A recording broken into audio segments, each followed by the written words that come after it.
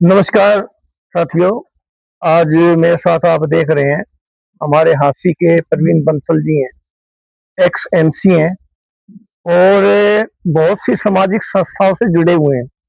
इसके साथ साथ भारतीय जनता पार्टी के अंदर जिला संयोजक हैं मन की बात। तो आज इनसे बहुत सी बातें करेंगे और क्योंकि ये अक्सर हम देखते रहते हैं कि किसी न किसी सामाजिक कार्य के अंदर जुड़े रहते हैं। और परवीन जी, आपका स्वागत है हमारे इस कार्यक्रम में। बहुत बहुत धन्यवाद। आपके सभी दर्शकों को मेरा सादर नमस्कार। भगवान श्री राम जी की कृपा आप सब पर बनी रहे। तो परवीन जी, आप जो है सबसे पहले आपने जो एक्टिव जीवन शुरू किया था वो अपने वार्ड के एमसी बने थे आप, राजनीतिक तौर पर। राजनीतिक तौर के ऊपर। सामाजिक तौर के ऊपर आपने शुरुआत कहाँ से की थी? मैंने एक बार भी पहले भी आपके चैनल के माध्यम से बताया था। मेरा सामाजिक जीवन जब मैं पढ़ रहा था, जब आप ही मुझे हमें पढ़ाते थे, 8वीं क्लास में पीसीएडी स्कूल का छात्र था। उस समय हमने एक संस्था का गठन किया था, श्री पवन सेवा से, जिसके अध्यक्ष अस्सी में समाज सेवा के पर्याय रहे श्री राजेंद्र डाने वाला जी। मेरा बाल्यकाल से ही उस समय मेरा ये सामाजिक जीवन। राजेंद्र डानेवाला जी का तो बहुत एक्टिव एक कार्य रहा है। जी, ब्लड डोनर सोसाइटी थी। ब्लड डोनर सोसाइटी में भी मैं उसी समय उनके साथ जुड़ा था। 1984 में उन्होंने बनाई। आई बैंक भी उन्होंने बनाया था। 1992 में उनके साथ जुड़ा था। आई बैंक भी उन्होंने बनाया और नेत्रदान समिति भी बनाई। हरिराम लीगल देवी का हॉस्पिटल एक भी उन्होंने बनाया। उन्होंने अपनी कोठी बाद में बनाई, हॉस्पिटल पहले बनाया। ऐसी गेट के बाद दो प्याऊ हैं, ये भी उन्हीं की टाइम की बनी हुई है। मतलब अगर हमारे उनके कार्य को तो चखरे तो प्यारे कलर से किताब लिखनी पड़ेगी। तो मैं तो बता रहा था कि मैंने उनके साथ वैसे इंसान के साथ ही लोग जाते हैं। देखो जो पुरानी कहावत है जी, पेड़ की छाया और आदमी की माया उसके साथ चली जाती है, लगभग चली जाती है। बहुत कम लोग हैं जो आगे की विरासत को संभाल पाते हैं। समाज का दायित्व बनता है कि ऐसे कार्य को लगातार बढ़ाते रहते हैं, काफी लोग बढ़ाते भी है। उसके साथ साथ उसी समय मैंने अखिल भारतीय विद्यार्थी परिषद के कार्यकर्ता के तौर पे कार्य शुरू किया था। तो आप सोच लो कि आज 34 वर्ष हो गए स्कूल में। अच्छा, क्योंकि अखिल भारतीय विद्यार्थी परिषद तो कॉलेज में सुना था, स्कूल में नहीं। उसका भी एक रोचक सा किस्सा है। वो अपनी पंचायती धर्मशाला वही बैठक कर रहे थे। मैं तो बाई चांस वहां से गुजर रहा था, तो मैंने वंदे मातरम को गुणगान सुना। उसके नाते से मैंने जाके देखा कि इस पे कौन वंदे मातरम का गुणगान शाम को कर रहा है। वो तो एक बाल्यावस्था में एक रोचकता के चलते, कह लो मेरी जिज्ञासा के चलते मैं गया था। और आगे जाके देखा कि अखिल भारतीय विद्यार्थी परिषद की बैठक चल रही थी। उन्होंने मेरे को बुला लिया, क्योंकि मैं तो बाहर खड़ा होकर देख रहा था। तो उन्होंने मेरे को बुला लिया। तो उसके बाद मैं शामिल होता चला। धीरे धीरे उसमें पक गया। वहां से आपकी शुरुआत? वहां से मेरी शुरुआत। फिर विविध जो हमारी सामाजिक संस्था है चलती रही। फिर मैंने 7-8 साल जो है पत्रकारिता की। जानिए होगा, मैंने जिला पत्रकार संघ का गठन किया जब मैं जिला का सचिव था। आप भी उसके साथ को आपको देख करके आप लोगों को कैसी से मैंने फिर 2004 में एक्सीडेंटली राजनीति में आना हुआ। भारतीय जनता पार्टी को ज्वाइन किया, चुनाव लड़ा 2003 में। और भारतीय जनता पार्टी को ज्वाइन करा, फिर चुनाव लड़ा और भगवान की कृपा से आप सब लोगों के आशीर्वाद से उसमें विजयी हो गए। तो फिर रास्ता जो है सामाजिक क्षेत्र के साथ साथ राजनीति भी।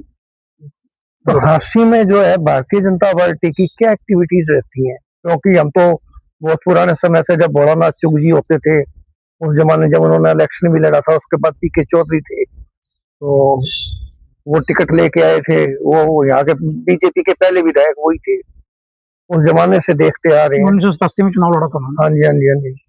तो उसके बाद जो है ना, बीजेपी का कोई एक्टिव सा हमें रोल कोई दिखाई नहीं दे रहा। आजकल किस एक्टिविटीज में रहती है? कौन कौन लोग हैं बीजेपी में, हांसी में? नहीं, अगर आज तो संगठनात्मक भारतीय जनता पार्टी तो बहुत बड़ा वटवृक्ष बन गया हांसी में भी। लेकिन अब तो गणना ये करनी पड़ती है, देखनी पड़ती है राजनीतिक तौर पर भारतीय जनता पार्टी में शामिल कौन नहीं है। अच्छा। इसलिए लगता है नहीं, सत्ता के साथ लोग अलग होते हैं, जो सत्ता से अलग जो लोग संगठन से जुड़े होते हैं वो अलग होते हैं। नहीं, इसकी बात मतलब तो ये है कि आप बात कर रहे हो कि 2014 से पहले जब भारतीय जनता पार्टी की सरकार नहीं आई थी, उससे पहले भारतीय जनता पार्टी के कार्यकर्ता कौन कौन थे। अगर उसकी हम गणना करें ना तो वो एक विषय अलग है। लेकिन अगर आज की गणना जैसे आपने कही भारतीय जनता पार्टी में कौन है, तो मुझे तो उंगलियों पे गिनने लायक नाम है जो भारतीय जनता पार्टी में नहीं है, जो अपने आप को राजनेता के तौर पे हासिल में स्थापित है। नहीं, दो तरह की भारतीय जनता पार्टी हर पार्टी में होता है, एक होता है सीनियर और एक होता है यंग ब्लड। तो यंग युवा जो बीजेपी है वो अलग है और जो सीनियर लोग हैं वो अलग है। तो सीनियर कौन कौन है हमारे यहाँ? नहीं, भारतीय जनता पार्टी में तो सीनियरिटी जूनियरिटी कुछ है नहीं, अच्छा। क्योंकि भारतीय जनता पार्टी का कार्यकर्ता तो एक हमारा केंद्र से जो संदेश चलता है उस संदेश को क्रियान्वित करने के लिए हमेशा तत्पर रहता है, तैयार रहता है। वो हमारे ये संगठन की रचना बूथ स्तर से लेकर के राष्ट्रीय स्तर तक बनी हुई है। जिसके जिम्मे जो काम होता है वो कर लेता है। और आज भगवान के पार कृपा है, महादेव का आशीर्वाद है, श्रीमान नरेंद्र मोदी जी की दुनिया के जो सबसे लोकप्रिय नेता है, आज उनके नेतृत्व में भारत की सरकार चल रही है। भारतीय जनता पार्टी के सारे कार्यकर्ता जिस भी प्रकार का निर्देश केंद्र से मिलता है करते हैं। परवीन जी, मैं एक बात पूछना चाहूँ, अभी तो क्योंकि राजनीतिक बात चल रही है, हांसी के अंदर बीजेपी के क्या क्या कार्य रहते हैं वो थोड़ा सा आप बताओ, ताकि पता चले बीजेपी ये कार्य सामाजिक तौर पे करती है, संगठनात्मक रूप से ऐसे ऐसे इनकी एक्टिविटीज रहती है। देखो, बीजेपी के अगर आप सामाजिक कार्य के रूप में अगर बात करो तो आज का दिन अपने आप में एक विशेष दिन है। प्रधानमंत्री जी के विशेष प्रयासों से आज का दिन योग दिवस के रूप में अंतर्राष्ट्रीय योग दिवस बना। और आज आपने देखा कि पूरे भारतवर्ष में विश्व में मनाया गया है, पूरे विश्व में मनाया गया है। और आज पूरे भारतवर्ष में तो आप देखो तो शायद ही कोई गांव तब तक ऐसा हो जहां पर योग का कोई शिविर ना लगा हो और जिसमें प्रमुख कार्यकर्ताओं समेत, प्रमुख नागरिकों समेत, विशेष नागरिकों समेत, नीचे से लेकर ऊपर तक का सारा तमाम 36 बिरादरी के लोग और प्रत्येक समाज से जुड़े हुए लोग, प्रत्येक विषय के जुड़े हुए लोग, प्रत्येक जिसकी भी जैसी क्षमता है, जो हमारे वर्ग हम जिनको कहते हैं, चाहे किसान है, मजदूर है, हमारा एम्प्लॉई है, हमारा कर्मचारी है, हमारा व्यापारी है, हमारे अधिकारी है, किसी भी प्रकार का सब लोग आज योग के लिए सुबह सुबह जुटे, उन्होंने किया। और बहुत से लोगों को आपने देखा भी होगा कि बहुत लोग कर भी नहीं ये तो आप ये सामाजिक विषय का के लेवल पे पूछ रहा हूँ। उसके बाद अगर हम बात करें तो आपने पीछे देखा होगा वन महोत्सव गया, अभी वन महोत्सव आने वाला है। हम लगातार, हमारा गौ सेवा का प्रोजेक्ट है, हमारा सफाई का प्रोजेक्ट है और बेटी बचाओ बेटी पढ़ाओ का अभियान का प्रोजेक्ट है। मतलब हमारा जितना भी कार्यक्रम होते हैं ना, वो समाज की मूल जो जरूरतें हैं उनके ऊपर आधारित होता है। अब वो कार्यकर्ता को बूथ स्तर से लेकर के राष्ट्रीय स्तर तक हमारा काम भी बटा हुआ है और हम बूथ स्तर तक लोगों को काम करने का प्रयास करते हैं ताकि प्रत्येक गली मोहल्ले तक वो बात पहुंचे। चाहे वो शहीदों के दिवस मनाने हैं, चाहे वो किसी भी प्रकार के अन्य काम है, यहाँ तक कि अगर जो हमारे महापुरुष जो हुए हैं, आजादी के जो हमारे उन सबका लिए जयंतियां मनाने का नेशनल लेवल के छोड़ो, हांसी में कितने शहीद हैं जिनके बारे में आप बीजेपी के लोग जानते हैं? नहीं, जिन शहीदों की जगह या शहीद कौन कौन कितने हैं? 1857 के कौन से हैं? 1942 के आंदोलन में कौन कौन से शहीद है? अगर हांसी के अंदर हम बात करें तो ये आप जो बात कर रहे हो ना भाई, हांसी के अंदर कैसे क्या होगा, हम जितने भी काम शहीदों नहीं आप मनाते हो ना, जैसे शहीदों के दिवस, इसलिए पूछा मैं वही आपको बता रहा हूँ कि शहीदों के दिवस जब मनाते हैं तो आप सब जानते हो कि जब मैंने जैसे बताया कि राष्ट्रीय स्तर से हमारे कार्यक्रम आते हैं, मैं आपको बिल्कुल क्लियर वर्जन में आपको बता रहा हूँ। राष्ट्रीय स्तर से हमारी राष्ट्रीय कार्य समिति जो तय करती है वो नीचे तक कार्यक्रम आती है। मैं हास्य की बात नहीं करूंगा। जैसे अगर आप बात करो कि हमारे जो शहीद जो हुए कमचंद जैन जी का उनकी अगर आप शहीदी दिवस की बात करो तो आप देखो हर वर्ष जो है डड्डल पार्क में जब वो कार्यक्रम होता है तो हमारे प्रदेश स्तर का कोई ना कोई नेता करके, उसके अलावा और शहीद कौन है वो हम करते हैं। और शहीद कौन है? उसके अलावा 15 अगस्त पर भी जब हमारा जो वो कार्यक्रम होता है, शहीद पूछा मैंने हांसी का, इसके अलावा और कौन है? दादा कमचंद जैन, मुनीर बेग, फकीर चंद जैन और मुर्तजा बेग, ये 4 तो 1857 के हैं। 1942 में भी कोई शहीद हुआ था हांसी का, उसकी भी कोई समाधि है हांसी में, कौन है वो? नहीं, वो जो आप बात कर रहे हो जो हमारी जो अंदरली एमपी है उसके जति जी की समाधि है, जति पूर्णानंद है, जति पूर्णानंद जी। उनके बारे में ना तो कभी कोई लोग वहां जाते और ना मैंने कभी देखा कि उनकी शहीद स्मारक पे या किसी विशेष दिन वहां लोग गए हो। नहीं, ये तो और जबकि 1942 में शहीद होने वाले वो एकमात्र हमारे हांसी के शहीद। ये बात आपकी सही है कि आपने ये कहा कि मैंने तो नहीं देखा, लेकिन मैं मेरी बता दूं कि मैं कम से कम 6-7 दफा उनकी समाधि पे वहां फूल चढ़ा करके और काम कर करके वो आया, जिसके प्रत्यक्ष प्रमाण जो आप मेरी फेसबुक पे जाओगे तो आपको उनकी जयंती की जब आप दिन निकालोगे तो उसके ऊपर वो मिल जाएंगे। अच्छा परवीन जी, हो भी सकता है कि किसी वक्त किसी साल हम गए भी और वो फेसबुक पे ना भी डल पाए तो, लेकिन आपको रेगुलरिटी सिमिलरिटी मिलेगी उसमें। मेरी व्यक्तिगत बात कर रहा हूँ। अब मैं बात आता हूँ, आपका ये तो था राजनीतिक जीवन, राजनीतिक कुछ बातें आपने हांसी के बारे में बताई हैं, तो ये तो बात साइड के लोग जानते भी हैं, देखते भी हैं। आज इस माध्यम से कुछ बातें का लोगों को ही पता लगा होगा। अब मैं आपसे पूछता हूँ कि आपका व्यक्तिगत जो जीवन है, इसमें एक समाज सेवक के रूप में भी है। आप कौन-कौन संस्थाओं से जुड़े हुए हैं? नहीं, समाज सेवक तो मैं नहीं समझता कि मैं हूँ, लेकिन मुझे लगता है कि भगवान ने जो भी जिम्मेवारी जो भी मैं पूरी सामाजिक कर सकता संस्थाएँ हैं, हूँ, उनसे आप जुड़े हुए उसको हो। जुड़ने का मैं उसको करने का मैं प्रयास करता हूँ। मैं हमारी श्री हरियाणा गौशाला और गोपाल गौशाला है।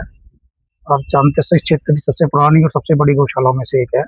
मैं उसमें सेक्रेटरी के तौर पर काम देखता हूँ और जितना भी मेरे से बन पड़ता है कम ज़्यादा उसको हम करने का प्रयास करते हैं। श्री बांके बिहारी सेवा संघ है, जिसमें मैं सचिव के तौर पे काम देखता हूँ, जिसमें आप देखते हो कि हम हर प्रकार के धार्मिक कार्यक्रम जिस भी प्रकार से हमारे से बन पाते हैं आपके सहयोग से करते हैं। कौन सी सेवा समिति का जिक्र तो मैंने आपसे पहले किया ही, लेकिन आजकल उसका काम थोड़ा सा, क्योंकि आज वो जिस उद्देश्य के साथ हमने शुरू की थी वो थोड़ा सा वेंकट हॉल का जो हमारा कल्चर चला उसके नाते से थोड़ा सा अटका हुआ है। कम हुआ है, क्योंकि जरूरत नहीं रही ना, जब हम फ्री बर्तन देते थे उसकी जरूरत नहीं रही। वेंकट हॉल का एक समय था वो कल्चर डेवलप हो गया। हाँ, वो बर्तनों का लोगों ने बनाए थे जगह-जगह। जो बनाए थे तो वो करते थे, उसका अपना एक प्रोजेक्ट था, काम था। बाकी मेरे से का मैंने आपको बताया जैसे सकते में श्री विष्णु भगवान मंदिर है, चौपर में ऐतिहासिक मंदिर है, उसमें 5वीं सदी की भगवान की प्रतिमा है और उसका पूर्ण जीर्णोद्धार अभी भी करवाया है और भगवान की कृपा से बिल्कुल कितनी की लागत से हुआ है वो? करीब 2 करोड़ रुपए की लागत से वो सारा हो पाया है और हमने उसमें एक से एक जो हमारे से संभव होगा उपलब्ध वो एक से एक बढ़िया चीजें और बढ़िया कारीगरों से लगवाई है। अगर आप बात करो तो उसमें जो पत्थर हमने लगाया तो हमारा जो मकराना का सुपर व्हाइट मार्बल जो है, जो आज अयोध्या जी में भी बहुत बेहतरीन मंदिर तैयार हुआ है, लगा है। अगर आप पत्थर की अगर किसी नक्काशी के उसके फ्रंट की बात करो तो लाल किले में जो पत्थर लगा हुआ है बंसी पाड़पुर का, हमने वो लगाया है। मूर्ति का महत्व भी शायद अभी लोगों को ज्यादा इसके बारे में पता नहीं है। प्रवीण जी इनको विष्णु भगवान का मंदिर बोल रहे हैं, वास्तव में वो सूर्य भगवान की प्रतिमा है। वो पूरी एक सौर मंडल है, 12 राशियां जो है ना, 24 जो है वो हमारे नक्षत्र वगैरह जो है उसके चारों तरफ दिखाए गए हैं। कि कहा जाता है कि अगर इसके दर्शन मात्र करने से, इस मूर्ति के दर्शन मात्र करने से अगर आपके ऊपर किसी ग्रह का दुष्प्रभाव तो वो ठीक हो जाता है, क्योंकि ये कुषाणकालीन मूर्ति है, लगभग 2000 साल की और हर्षकालीन है ये मूर्ति। और ये दुर्लभ मूर्ति है, एक ही पत्थर, कसौटी का पत्थर है ये। जो कसौटी के पत्थर को तराशना बहुत ही कठिन कार्य होता है, क्योंकि लोहे जैसा पत्थर होता है। अगर आप इसको देखोगे तो इसके ऊपर एक ही पत्थर के ऊपर इतनी मूर्तियों को तराशना और उसके ऊपर इतना बारीक काम करना, तो हम समझ सकते हैं कि हमारा हांसी कितना वैभवपूर्ण शहर था, जहाँ ऐसे ऐसे लोग थे जो ऐसे ऐसे काम यहाँ करवाते थे। बड़े विशाल मंदिर थे, उनके अवशेष सड़कों पर पड़े थे, क्योंकि अब जो सड़कें बनी हैं इनके अंदर ठेकेदारों ने वो सारे पत्थर उठवा के या तो कहीं फेंक दी या वो पिछवा के रोडी बना के डाल दिए। क्योंकि मैं बहुत पत्थर अभी पिछले दिनों देखने गया तो कोई नहीं मिला, तो लोगों ने बताया कि वो उठा ले गए। तो ये विष्णु भगवान का जो मंदिर है, इसके तो ये तो बहुत ही बेहतरीन कार्य हुआ है, क्योंकि ये मूर्ति जो है हमारे झांसी के अंदर जो रखी है, इसको मदन मोहन मालवीय बनारस लेके जाना चाहते थे, लेकिन लोगों ने उस टाइम पे विद्रोह कर दिया था और वो लगभग 100 साल हो चुके हैं इस मूर्ति को प्रकट हुए। और ये एक बहुत बेहतरीन मंदिर है, यहाँ आप लोगों ने बनाया है, आप धन्यवाद के पात्र हैं, बधाई के पात्र हैं। तो इसके अलावा आप गौशाला से भी आप जुड़े हुए हैं। पिछले दिनों जैसे आज मौसम खराब, ऐसे ही मौसम खराब हुआ था, उसके अंदर काफी नुकसान हुआ है। 30 लाख रुपए का करीब नुकसान हो गया, का भी हुआ था, उसमें भी हमारे 5 लाख रुपए का नुकसान हो गया था। अभी पिछले 1 महीने में 35 लाख रुपए का नुकसान गौशाला में खराब मौसम के चलते। भारी मौसम, अभी हवा हम देख रहे हैं बड़ी तेज है। तो ये परवीन जी हैं हमारे हांसी के, बीजेपी के नेता भी हैं और एक युवा है, अच्छे समाज सेवक हैं। कुछ इनके साथ घटनाएं भी घटी हैं। पिताजी का आशीर्वाद चला गया था, फिर भाई जवान पिछले दिनों चला गया, तो इनको कई चीजें देखनी पड़ती हैं, घर के अंदर ही व्यस्त रहते हैं, बिजनेस भी संभालना पड़ता है, समाज सेवा भी संभालनी पड़ती है और पार्टी के काम भी करने पड़ते हैं। तो बहुत सी जिम्मेदारियां तो निभानी पड़ रही हैं परवीन जी को। हम उम्मीद करेंगे कि आप अपने कार्यों में हमेशा सफल रहें और लगन से हमारे हरियाणा के गौशाला जो है उसके अंदर ये मंदिरों में और जो भी समाज सेवा के कार्य से पार्टी की सेवा से जुड़े हुए हैं, आप कुशलता से उसको आगे बढ़ाएं हमारे हांसी का नाम रोशन करें और अपना जो कहा उद्देश्य है उसकी पूर्ति करें। आपने समय दिया इसके लिए आपका बहुत बहुत धन्यवाद। बहुत बहुत धन्यवाद जी आपका।